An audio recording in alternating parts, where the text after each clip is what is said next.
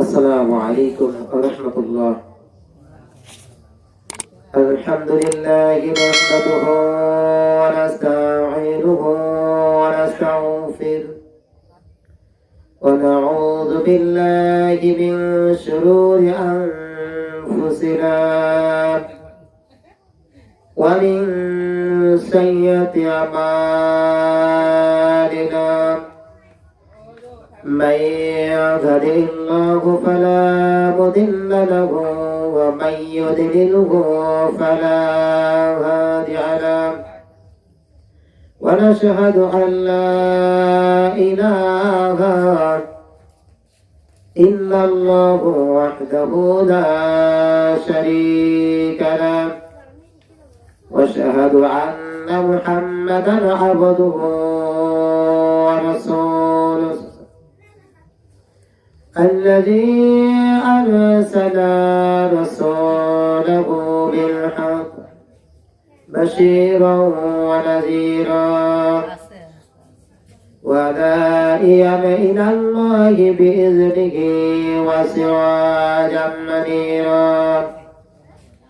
فقد قال الله تعالى في كلامه المجيد والفرقانه الحميد.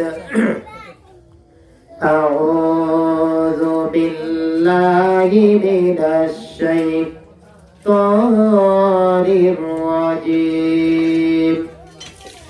بسم الله الرحمن الرحيم. كيف تكفرون بالله وكنتم أمواتا فأحياكم ثم يميتكم ثم يحييكم ثم إليه ترجعون. وقال تعالى إن الله وملائكته يصلون على النبي يا أيها الذين آمنوا صلوا عليه وسلموا تسليما. اللهم صل على مولانا محمد وعلى آل سيدنا مولانا. চিন্তা করে দেখো না কবরে কি যাইবা না। চিন্তা করে দেখো না কবরে কি যাইবা না। ওই কবরে আল্লাহ সারা, ওই কবরে আল্লাহ সারা বন্ধু কেহ থাকবে না। চিন্তা করে দেখো না কবরে কি যাইবা না। চিন্তা করে দেখো না কবরে কি যাইবা না। আজান কানে শুনিয়া কেমনি রইবা ঘুমায়া। আজান কানে শুনিয়া কেমনি রইবা ঘুমায়া। মরণের কথা কি একটু ভেবে দেখো না। চিন্তা করে দেখো না কবরে কি যাইবা না। চিন্তা করে দেখো না কবরে কি যাইবা না। আল্লাহুম্মা সাল্লি আলা مولانا محمد وعلى آل سيدنا مولانا. মুআজ্জাজ মুহতারাম, উপস্থিত আছেন আজকের মাহফিলের সম্মানিত সভাপতি লক্ষণদিয়া জামে মসজিদের ইমাম জনাব হযরত মাওলানা মুহাম্মদ আব্দুল খালেক সাহেব। আজকের মাহফিলের প্রধান মেহমান হিসেবে যিনি আলোচনা করবেন, যিনি এখন সারা বাংলাদেশে আলোচনা করছেন বলে চলে, বিশিষ্ট ইসলামী চিন্তাবিদ সুমিষ্ট ভাষী জনাব আলহাজ হযরত মাওলানা মোহাম্মদ হাবিবুর রহমান হাবিব সাহেব, সিনিয়র মাওলানা শিক্ষক, শেখগ্রাম ফাজিল ডিগ্রি মাদ্রাসা। আলোচনা রেখেছেন আমার আগে আমার এক ভাই, আমরা একসঙ্গে লেখাপড়া করি, হাফেজ হযরত মাওলানা মোহাম্মদ বিলাল হোসেন সাহেব। আর আলোচনা করেছেন আমার আর এক বড় ভাই, মেঘনা মিধাবাড়ি জামে মসজিদের খতিব কারি হযরত মাওলানা মোহাম্মদ ইদ্রিস আলী সাহেব সহ আমার সামনে বসা মুরব্বিকরাম, সকলের প্রতি আমার আন্তরিক সালাম। আসসালামু আলাইকুম ওয়া রাহমাতুল্লাহ। সমস্ত তারিফ, সমস্ত প্রশংসা সেই মহান রব্বুল আলামিনের জন্য, যে আল্লাহ পাক রব্বুল আলামিন আমাদেরকে হায়াতে বাঁচিয়ে রেখে রিয়াজুল জান্নাহ বেহেশতের বাগানে আসবার বসবার তৌফিক দান করেছেন। সেই মহান সত্তা, সেই মহান রব্বুল আলামিনের প্রতি শুকরিয়া। সকলেই জোরে জোরে আলহামদুলিল্লাহ। সম্মানিত উপস্থিতি, আজকে এখানে মাহফিল হচ্ছে, আমরা মুসলমান, কি বলেন, আমরা মুসলমান। একজন মুসলমান কখনো মাহফিলের কথা শুনে, কোরআন হাদিসের কথা শুনে কখনো ঘরে বসে থাকতে পারে না। আর যিনি বসে থাকেন, তাহলে মনে করতে হবে সেটা প্রকৃত মুসলমান আমরা হতে পারি নাই। সম্মানিত হাজির, আজকে এখানে মাহফিল হচ্ছে, বেজার হলো শয়তান। কে বেজার? শয়তান। মুসলমান কখন বেজার হতে পারে? মুসলমানদের জন্য খুশির খবর। আর মুসলমানদের জন্য খুশির খবর যদি না মনে করতে পারে, বিরক্ত মনে করতে পারে, কিন্তু আজকে যারা কবরে চলে গিয়েছে তারা আজকে খুশি, বলুন না সুবহানাল্লাহ। আজকে যেখানে মাহফিল হচ্ছে, মরহুম হোসেন লেখা আজকে খুশি হয়ে গিয়েছে। আজকের এই দিনে আমার নানা পরশুল্লাহ পারামানিক অ্যাক্সিডেন্ট করে মারা যায়। আজকে তারা খুশি হয়ে গিয়েছে। যারা এখানে আসছেন, যারা আসেন নাই, তাদের আপনজন যারা কবরে চলে গিয়েছে তারা খুশি হয়ে গিয়েছে। যেই সকল মানুষগুলো ওই কবরের পরের যাত্রী হয়ে গিয়েছে, ওই মানুষগুলো, ওই মানুষের রূহগুলো ডেকে ডেকে তাদেরকে, তাদের আত্মীয় স্বজনদেরকে বলতেছেন, ও আমার স্বজনেরা, ও আমার আত্মীয়রা, অমুক জায়গায় অমুক স্থানে কোরআনের মাহফিল হচ্ছে, সেখানে যাও, সেখানে যে আমার জন্য একটু দোয়া করে আসো। আর আপনি আমি যদি এই কোরআনের মাহফিলে এসে ওই আপনজন যারা ওই গহীন কঠিন অন্ধকারময় কবরে চলে গিয়েছে, তাদের জন্য যদি একটু দোয়া করি, তারা দোয়া পেয়ে খুশি হয়ে আপনি আমার জন্য দোয়া করবে। বলুন না সুবহানাল্লাহ।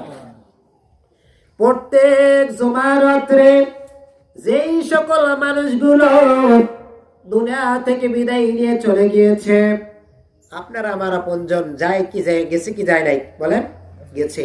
এখানে যারা আছে, কেউ কি গ্যারান্টি দিয়ে বলতে পারবেন আমার কেউ কবরে যায় নাই? কি কি বলতে পারবেন? কেউ বলতে পারবেন না। একজন ব্যক্তিও বলতে পারবেন না। তার কারণ হলো আপনার আমার আপনজন কেউ না কেউ চলে গিয়েছে। যারা চলে গিয়েছে তাদের দিকে একটু লক্ষ্য করি। আপনার কাছে যদি প্রশ্ন করা হয়, বলেন তো আপনার দাদার নাম কি, আপনি হয়তো বলতে পারবেন। তারপরে যদি আবার পুনরায় প্রশ্ন করা হয়, বলেন তো তার দাদার নাম কি, অর্থাৎ আপনার দাদার যে দাদা ছিল তার নাম কি, তাও হয়তো বলতে পারবেন। তারপরে যদি প্রশ্ন করা যায় তার দাদার নাম কি, কেউ কি বলতে পারবেন? কি বলেন, পারবেন? একজন ব্যক্তি কিন্তু বলতে পারবেন না। তাহলে বলতে পারবো না আপনার আমার দাদার দাদা কি ছিল না? ছিল না? ছিল, এখন বলতে পারছি না। তার মানে বোঝা যায়, তার মানে আমরা বুঝতে পারি আপনার আমার যেই দাদার দাদা ছিল, ওই দাদার দাদা আজকে আর দুনিয়াতে নাই। ওই দাদার কোন নাম গন্ধ নাই, ওই দাদার কোন নাম গন্ধ নাই, শেষ হয়ে গিয়েছে। আপনি আমি চলে যাব, সব শেষ। আচ্ছা, কেউ বলতে পারেন যে কেউ অর্থ কোটি টাকা পয়সা বাড়ি গাড়ি কেউ দিয়ে দিয়েছে কবরে? কেউ দিয়ে দিয়েছে? দেয় নাই, কেউ কিচ্ছুই দেয় নাই, দেবেও না। এই জন্য আপনি আমি যারা জীবিত আছি, তারা না বুঝতে পারলে মৃত ব্যক্তি যারা তাদের রূহগুলো দুনিয়াতে আসে প্রত্যেক জুমার রাতে, ওই রূহগুলো দুনিয়াতে এসে প্রত্যেক বাড়িতে ভিড় জমায়। আপনার বাবা, আপনার মা, অথবা মা বাবা বেঁচে আছে, দাদা দাদি, নানা না আপনজন যেই হোক না কেন, যার যে আপনজন এই দুনিয়া ছেড়ে চিরদিনের জন্য ওই কবরপুরের যাত্রী হয়ে গিয়েছে, ওই আপনজনেরা প্রত্যেক জুমার রাত্রে প্রত্যেকের বাড়িতে এসে ভিড় জমায়, আনাসে কানাসে এসে দাঁড়িয়ে থাকে। এই জন্য রাতের বেলায় যে খাবার খাওয়া হয়, ওই খাবারের যে বিষ্ঠাগুলো বাইরে ফেলানো, আইটি পানি ফেলানো নিষেধ আছে, জানেন তো? নিষেধ আছে। ওই রূহগুলো বাড়ির কোনায় এসে তাদের সন্তানকে ডাক দিয়ে বলে, তাদের সন্তান সন্ততিদেরকে ডাক দিয়ে বলে, ও আমার সন্তানেরা, ও আমার আত্মীয় স্বজনেরা, তোমরা যাও নামাজ আদায় করো, আল্লাহর হুকুম আদায় করো, আদায় করে আমাদের জন্য একটু দোয়া করো। শুধু তাই নয়, ওই রূহ জুম্মার দিনে মসজিদের পাশে এসে ভিড় করে একটু দোয়ার জন্য। কিসের জন্য? মসজিদের পাশে আপনারা আমার আপনজন, আব্বা আম্মা দাদা দাদি যারা কবরে চলে গিয়েছেন, তারা মসজিদের পাশে এসে ভিড় করে। কিসের জন্য? দোয়ার জন্য। এই জন্য নবী আমার বললেন, ও সাহাবারা, তোমরা জুম্মার দিয়ে মসজিদের জানালা দিয়ে থুতু ফেলবে না। সাহাবারা প্রশ্ন করলেন, ইয়া রাসূলুল্লাহ, ইয়া হাবিবাল্লাহ, জুম্মার দিনে কেন মসজিদের জানালা দিয়ে থুতু ফেলব না?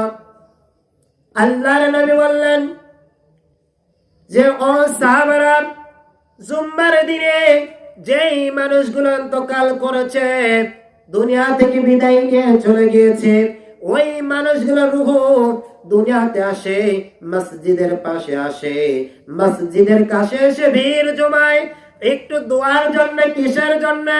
একটু দোয়ার জন্য এসে ভিড় জমায়। আর আপনি আমি যখন মসজিদে যে সিজদা দিয়ে সুবহান রাব্বিয়াল আলা, আল্লাহর পবিত্রতা ঘোষণা করি, করার পরে দুহাত তুলে যখন দোয়া করি, ওই মৃত ব্যক্তির রূহগুলো দোয়া পেয়ে যে দুনিয়ায় যেই জীবিত মানুষগুলো ওই মৃত ব্যক্তির জন্য দোয়া করলো, ওই মৃত ব্যক্তির রূহ জীবিত মানুষের জন্য দোয়া করতে করতে তার নিজ গন্তব্যে চলে যায়। আর সুবহানাল্লাহ। এই সম্পর্কে একটি ঘটনা না বলেই পারছি না। ইমাম মালিক ইবনে দিনার রাহমাতুল্লাহ আলাইহি, তিনি প্রতিমধ্যে দিয়ে হাঁটতে হাঁটতে আরেক গ্রামে যাচ্ছেন। যাইতে যাইতে হঠাৎ করে দিন শেষ হয়ে গিয়েছে, সন্ধ্যা ঘনিয়ে আসছে।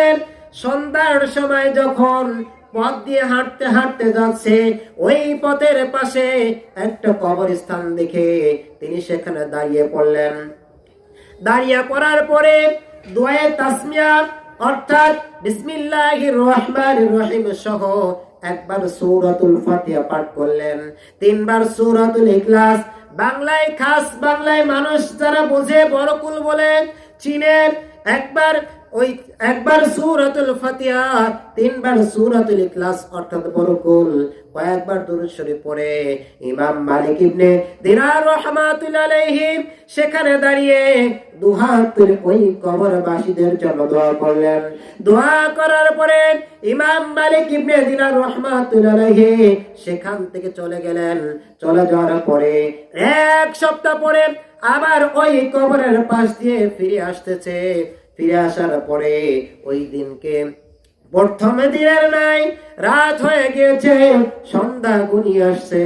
যখন ওই কবরস্থানের পাশ দিয়ে আসতেছেন, কবরস্থানের পাশ দিয়ে আসতে যাওয়ার পরে ওই কবর থেকে মনে হচ্ছে যেন মানুষের আনাগোনা, মানুষের আওয়াজ হচ্ছে, মানুষের কথা শোনা যাচ্ছে, কিন্তু আলো দেখা যাচ্ছে না। ইমাম মালিক ইবনে দিনার রাহমাতুল্লাহ আলাইহি কবরবাসীদেরকে সালাম দিয়ে বললেন, কে গো তোমরা? এখানে কে আছো? আমি বুঝতে পারতেছি এখানে মানুষের আনাগোনা হচ্ছে, আওয়াজ হচ্ছে, কিন্তু দেখা যাচ্ছে না। এটার কারণ কি? কবর থেকে, ওই কবরস্থান থেকে আওয়াজ আসলো, আল্লাহর বান্দা, 1 সপ্তাহ যাবত আগে আপনি এই কবরের পাশ দিয়ে যাচ্ছিলেন, কবরের পাশ দিয়ে যাওয়ার সময় আমাদের জন্য যেই তাসবিহ পড়ে দুহাত তুলে দোয়া করেছিলেন, ওই দোয়াটা আজ পর্যন্ত ভাগাভাগি চলছে, এখনো শেষ হয় নাই। সরে বলেন না সুবহানাল্লাহ।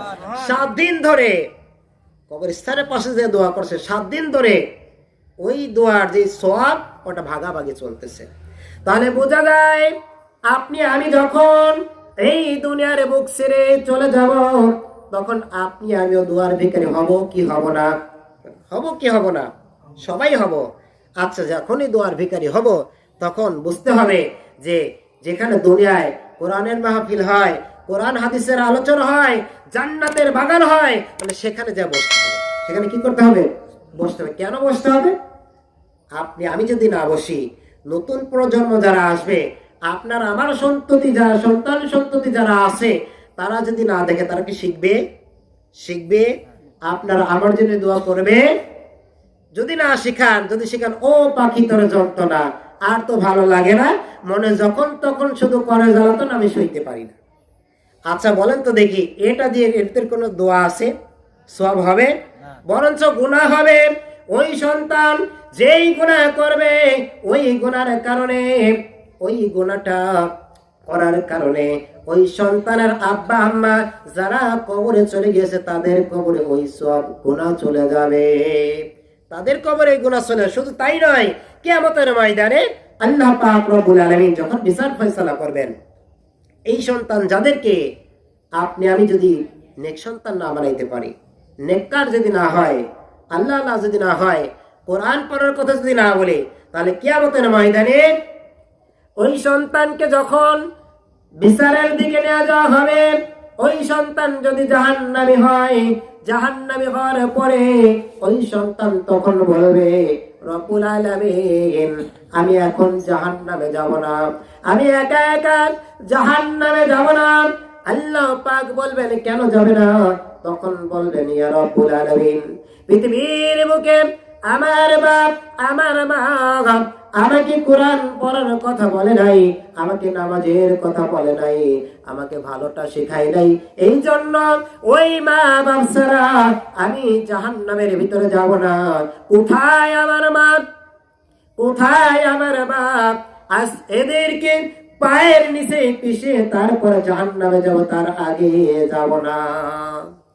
সন্তান জন্ম দিলেই দায়িত্ব শেষ হয় তা কিন্তু না, অনেক কাজ আছে। আসলে আলোচনার বিষয়টা ওইদিকে আমার নয়, যে একজন সন্তান পৃথিবীতে আসার পরে তার পিতামাতার প্রতি, পিতামাতার কি কর্তব্য আছে ওই সন্তানের প্রতি, এটা আমাদের জানার দরকার আছে। এখন তো সন্তান দুনিয়াতে ভূমিষ্ঠ হওয়ার পরে তার কেন আজান হয় না? কি বলেন? মিথ্যা বললাম? ভুল বললাম? হাসপাতাল ক্লিনিকে কোনো আজান আছে? কি বলেন? আজান আছে? আজান হয় না। ওই সন্তানের পাশে কোরআন তেলাওয়াত দেওয়া হয় না। ওই সন্তানকে যখন দোলনায় শোয়ায় রাখা হয়, মা কানের কাছে গান দিয়ে হয়, যাতে কান্না থেমে যায়। নাউজুবিল্লাহ। অথচ আপনি কোরআন তেলাওয়াত দিয়ে থাকেন, দেখবেন আপনার সন্তান কান্না থেমে যাবে। আজকে এখান থেকে শিখে যান, আপনার আমার সন্তান যারা যদি এরকম কান্নাকাটি করে, ওই সন্তানের পাশে যেয়ে তার গলায় সূরাতুল ফালাক আর নাস পরে ফুঁক দিবেন, আপনার সন্তান কান্না থেমে যাবে ইনশাআল্লাহ। আপনার সন্তান কান্না থেমে যাবে। আর আমরা কি করি? গান দিয়ে থই।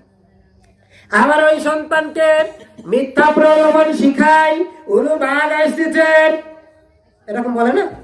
কি বলেন? বলে কি বলে না? উলু শিয়াল আসতেছেন। আচ্ছা বলেন তো, কথা সত্য না মিথ্যা? কথা সত্য। আর শিয়াল কি আসতেছে? তাহলে তো কথা তো মিথ্যা। শিয়াল যদি না আসে, বাঘ যদি আসে, তাহলে কথা মিথ্যাই হলো। তাহলে জন্মের শুরুতেই যদি আমরা মিথ্যা শিখাই, বড় হলে কি ভালো হবে? কেন ভালো হবে? তাহলে ছোট থেকে সেই শিক্ষাটাই দিতে হবে। এই জন্য কিয়ামতের ময়দানে আল্লাহ তাআলার কাছে বলবেন, আমার বাপ আমার মা কই? ওদেরকে আজকে পায়ের নিচেই করে পিষে জাহান্নামে যাব। ভাইরা আমার, বাবাজিরা আমার, এই বিষয় নিয়ে আলোচনা কোরআনুল কারীম থেকে সূরাতুল বাকারার একখানা আয়াত নিয়েছি। তাই আল্লাহ পাক রব্বুল আলামিন জানিয়েছেন কাইফা তাকফুরুনা বিল্লাহি ওয়া কুনতুম আমওয়াতান।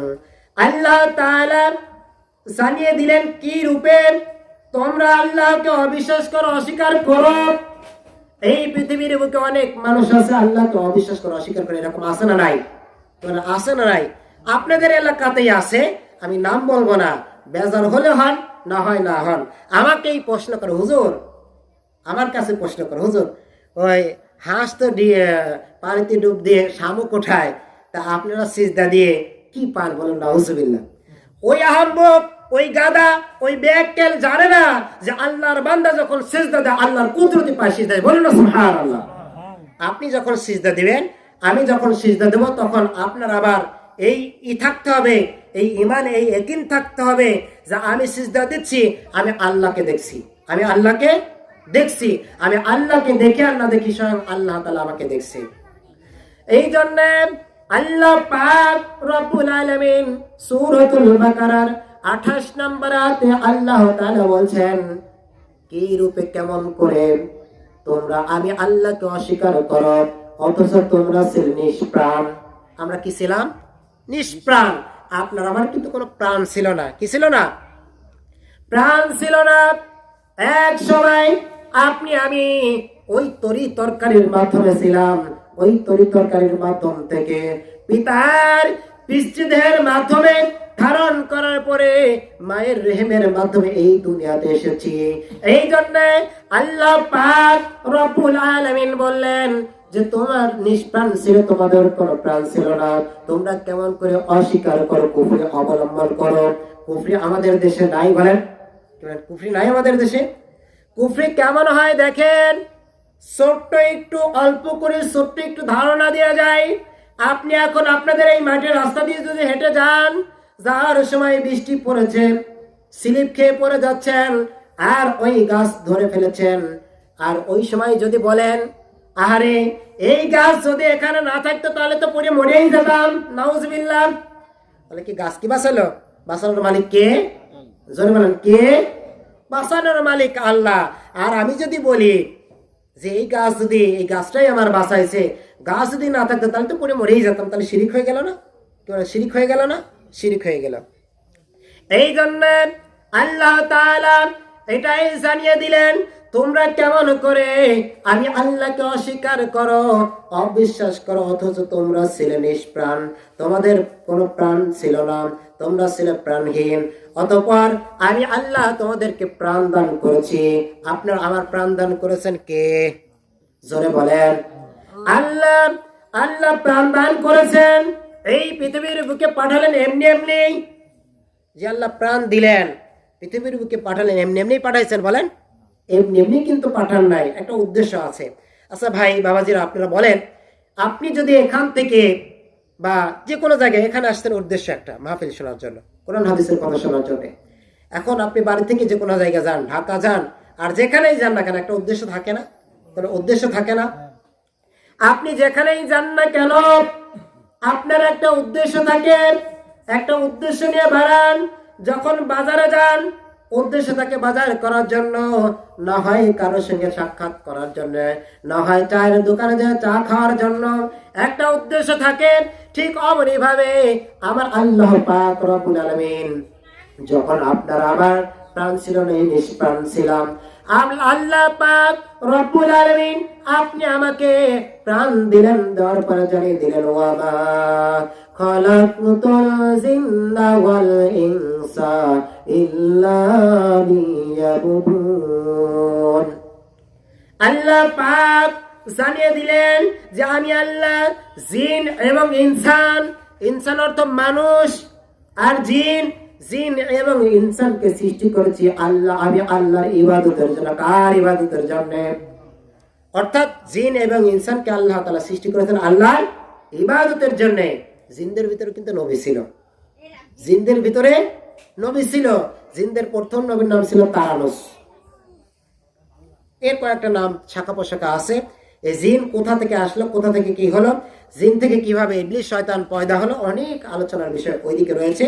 যদি অন্য কোনো দিনে হয় সেটা কোরআন হাদিস দিয়ে, কিভাবে ইবলিস আমরা বলি শয়তান, জিন থেকে কিভাবে শয়তান হলো, প্রথমে কিভাবে আল্লাহর ওলির দপ্তরের নাম হলো, অলি নাম হলো, কুতুব হলো, গাউস নাম হলো, সেটা ইনশাল্লাহ অন্যদিন হবে। এরপরে আল্লাহ তাআলা জানিয়ে দিলেন আল্লাহর হুকুম ইবাদত করার জন্য। যখন আল্লাহ তাআলা ইবাদত করার জন্য দিলেন, আপনি আমি পৃথিবীর বুকে আসলাম, আসলে সোজাই কিন্তু আসতে চাই নাই, সোজা আসতে চাই নাই। আল্লাহ পাক রব্বুল আলামিন যখন আপনি আমাকে পৃথিবীতে আনতে চেয়েছে, তখন বলছে আল্লাহ আমাদের আর এই পৃথিবীর বুকে দিও না। কিন্তু আল্লাহর হুকুম অমান্য করার ক্ষমতা কারোর আছে? আল্লাহ পাক যদি চাহে তো বলে কুন ফায়াকুন, সঙ্গে সঙ্গে সেটা হয়ে যাবে, হয়ে যায়। আল্লাহ পাক রব্বুল আলামিন যখন পৃথিবীর বুকে পাঠাইতে চাইছেন, তখন আপনি আমি পৃথিবীর বুকে আসতে চাই নাই, কিন্তু আল্লাহর হুকুম আল্লাহ পাক রব্বুল আলামিন, ওই যে আমরা পড়েছি সবে অর্থ রাত, বরাত অর্থ ভাগ্য, সবে বরাত অর্থ হলো ভাগ্য রজনীর রাত। ওই ভাগ্য রজনীর রাত্রে কে দুনিয়াতে আসবে, কে দুনিয়াতে থেকে বিদায় নিয়ে যাবে, কে কি করবে, কি হবে, কার কি পরিস্থিতি হবে, আল্লাহ পাক রব্বুল আলামিন লিপিবদ্ধ করে দেন। ওই রাত্রে আল্লাহ তাআলা লিপিবদ্ধ করে দেন। এরপরে আপনি আমি দুনিয়াতে আসতে পারি। এরপরে আসতে চাই নাই, আসার পরেও কিন্তু যাইতে চাই না, যাইতে চাই না। আসতে চাই নাই, যাওয়ার সময় যাইতে চাই না। দেখবেন যদি যাইতে চাইতাম আমরা, তাহলে একটু জ্বর উঠলেই দৌড় দিয়ে ডাক্তারের কাছে চলে যাই, কি বলেন, যাই না? দৌড় দিয়ে ডাক্তারের কাছে চলে যাই। একটু যদি কেটে যায়, দ্রুত স্যাবলন লাগানোর জন্য, সেলাই দেওয়ার জন্য ডাক্তারের কাছে চলে। তার মানে কি আমরা কি যাইতে চাই? আসলে যাইতে চাই না। এরপরে যে আল্লাহ পাক রব্বুল আলামিন আপনি আমাকে প্রাণ দিয়ে পৃথিবীর বুকে পাঠালেন, এমনি এমনি পাঠান নাই, তার হুকুম আদায় করার জন্য। আর ওই আল্লাহর হুকুম যারা আদায় করবেন, আল্লাহ পাক রব্বুল আলামিন কোরআনুল কারীমের ভিতরে ঘোষণা করলেন, ফাদখুলি ফি ইবাদি ওয়াদখুলি জান্নাতি। যেই ব্যক্তি ইবাদত করবে, সৎ কাজ করবে, ওই ব্যক্তি আল্লাহর জান্নাতি হবে। ফাদখুলি ফি ইবাদি ওয়াদখুলি জান্নাতি। যেই ব্যক্তি ইবাদত করবে, সৎ কাজ করবে, ওই ব্যক্তি আল্লাহর জান্নাতি হবে। এখন একটু কথা না বলেই নাই। আচ্ছা বলেন তো দেখি, আমি যদি জাহান্নামে যাই, আল্লাহর কোনো আসে যায়? আল্লাহর কোনো আসে যায়? জান্নাতে গেলেও আল্লাহর কোনো আসে যায়? জাহান্নামে গেলেও আসে যায় না, জান্নাতে গেলেও আসে যায় না। তাহলে বোঝা যাবে আমি আপনি যে সিজদা দিই, নামাজ পড়ি, আল্লাহর হুকুম পালন করি, আপনার আমার নিজের জন্য। কার জন্য? নিজের জন্য। ডক্টর আব্দুল্লাহ জাহাঙ্গীর তার কিতাবে লিখেছেন যে আল্লাহর বান্দা যখন ইবাদত করে, আল্লাহর বান্দার জন্য। আল্লাহর বান্দার জন্য কেন? কেন আল্লাহর বান্দার জন্য ইবাদত করে? তিনি উদাহরণ দিয়ে বোঝা দিয়েছেন, আমি যদি ইবাদত করি, সিজদা দিই, আল্লাহ খুশি হবে। কে খুশি হবে? আল্লাহ খুশি হবে। আর আল্লাহ খুশি হয়ে এর বিনিময়ে আল্লাহ তাআলা জান্নাত দান করবেন। কি দান করবেন? জান্নাত দান করবেন।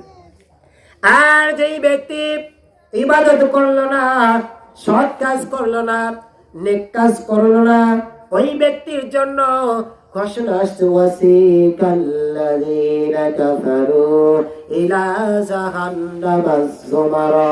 সেই দিনকে কিয়ামতের ময়দানে আল্লাহ পাক রব্বুল আলামিন যখন বিচার ফয়সালা করবেন, ফেরেশতারা যখন ধাক্কাইতে ধাক্কাইতে নিয়ে যাবেন, ওই ব্যক্তিকে জাহান্নামের দিকে ধাক্কাইতে ধাক্কাইতে নিয়ে যাবেন।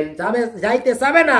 তারপরেও দেখবেন একজন পুলিশ যদি একজন আসামিকে বারবার ধরার জন্য চেষ্টা করে, ধরতে যে বিরক্ত হয়ে যায়, আজ আসে কাল আসে, পশু আসে, তসু আসে, আসার পরে যখন ধরতে পারে না, পুলিশের রাগ হয়ে যায় না? কি বলেন, রাগ হয়ে যায় না? রাগ হয়ে যায়। কিন্তু রাগ হয়ে যাওয়ার পরে যখন ধরে, তখন কি এমনি এমনি নিয়ে যায়? কি বলেন, এমনি এমনি নিয়ে যায়? মারতে মারতে ধাক্কাইতে ধাক্কাইতে নিয়ে যায়। তো ওই দিনে ফেরেশতারা তখন সেই দিনে কি করবেন? জাহান্নামের দিকে ধাক্কাইতে ধাক্কাইতে নিয়ে যাবেন। ভাইরা আমার, বাবাজিরা আমার, যেই কথাটি বোঝাতে চাচ্ছিলাম, আল্লাহ পাক রব্বুল আলামিন আপনি আমাকে দুনিয়াতে দিলেন তার হুকুম আদায় করার জন্য, পালন করার জন্য। দুনিয়াতে আসার পরে কি নেক কাজ করলাম, কি ভালো কাজ করলাম, আল্লাহ পাক জানেন কি জানেন না? কি বলেন, জানেন কি জানেন না? আল্লাহ তাআলা জানেন। তারপরও আল্লাহ পাক আলিমুল গায়ব, আল্লাহ পাক অন্তরের খবর জানেন। জানার পরেও ওই আল্লাহ পাক রব্বুল আলামিন আপনার আমার সঙ্গে দুইটা ফেরেশতা দিয়েছে। কয়টা ফেরেশতা? দুইটা ফেরেশতা। এই দুইটা ফেরেশতা আল্লাহ তাআলা এই ফেরেশতা সম্পর্কে কোরআনুল কারীমের ভিতরে বলেছেন, ওয়া ইন্না আলাইকুম লা হাফিযিনা কিরামান কাতিবিন। আল্লাহ তাআলা দুইজন ফেরেশতা কিরামান আর কাতিবিন, দুইটা ফেরেশতা আপনার আমার নেকি বদি লেখার জন্য দিয়ে দিয়েছেন। এখন যদি নিজেই নিজেই চিন্তা করে, শুধু এতদিনকার কথা বাদ দিলাম, একদিনকার কথা একটু চিন্তা করি, আজ সারাদিন ধরে কি করেছি, কোথায় চলছি, একটু যদি ভেবে দেখি, চিন্তা করে নিজেই নিজের চেহারায় নিজের আয়নায় ধরলে বুঝতে পারবো না যে কয়টা ভালো করছি কি অন্যায় করেছি।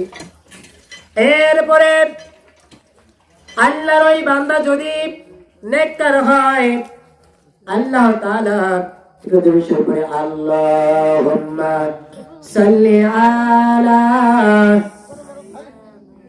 জোরে জোরে, মাওলানা মুহাম্মাদ ওয়া আলা আলি সাইয়্যিদিনা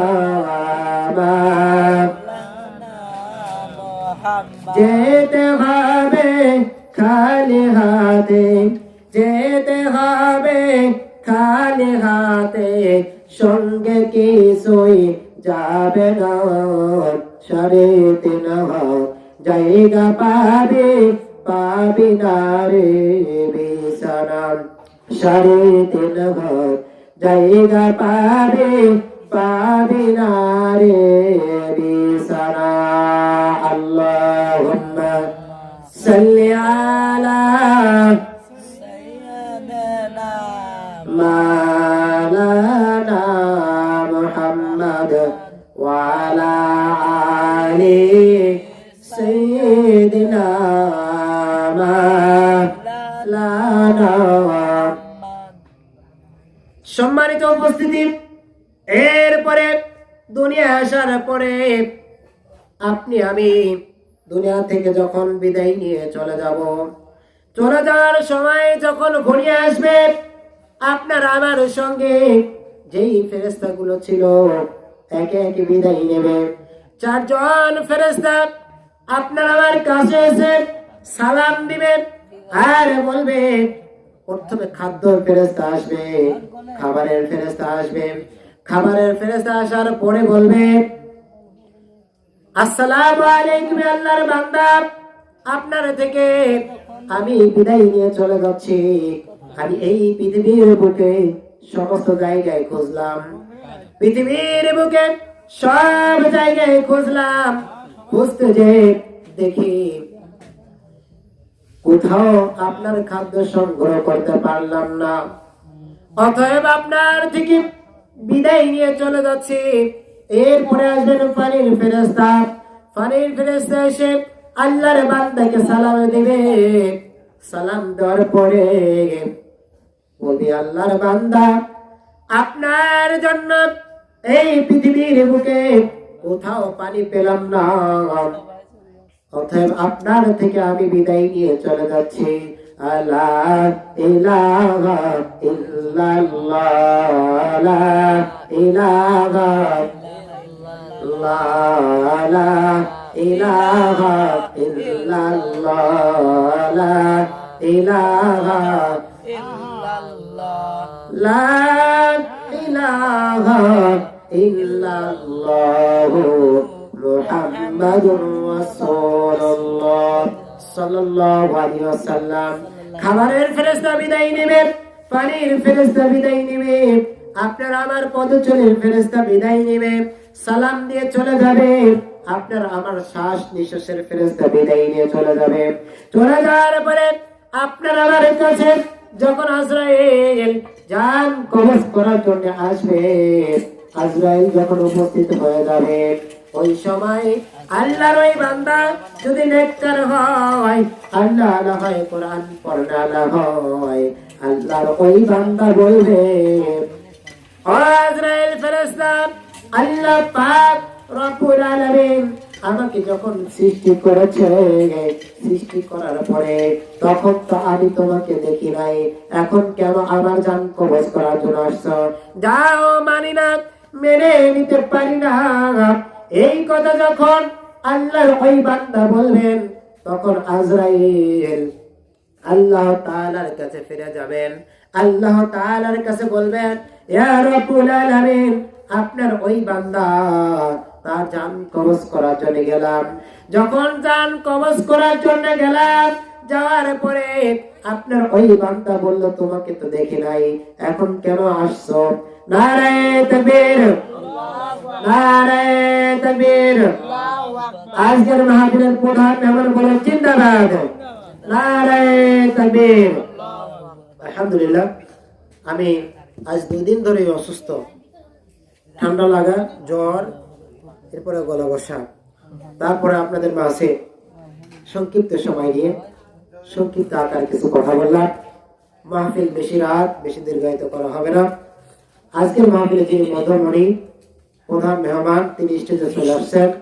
তিনি আলোচনা করবেন, সুন্দর সুন্দর আলোচনা করেন, জ্ঞান গর্ভমূলক আলোচনা করেন। আমরা তার আলোচনা শুনব। এখনো যারা আশেপাশে, অনেকে হয়তো মনে করতে পারেন যে প্রধান মেহমান স্টেজে উঠবে, তারপরে আমরা যাব। আশেপাশে যারা আছেন তারা দেরি না করে অনতি বিলম্বে রিয়াজুল জান্নাহ বেহেশতের বাগানে চলে আসুন। যেখানে কোরআনের মাহফিল হয়, সেই জায়গায় 40 দিন ধরে আল্লাহ রহমত বর্ষণ হয়। যারা বলুন না সুবহানাল্লাহ। 40 দিন ধরে কিসের রহমত হয়? আল্লাহ রহমত বর্ষণ হয়।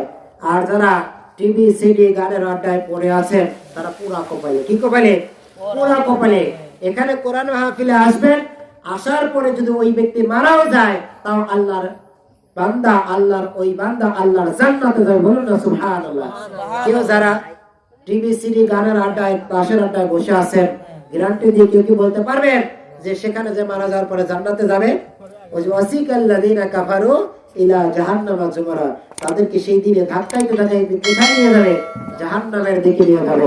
এজন্য আসুন, দেরি না করে অনতি বিলম্বে রিয়াজুল জান্নাহ বেহেশতের বাগানে এসে বসে পড়ুন।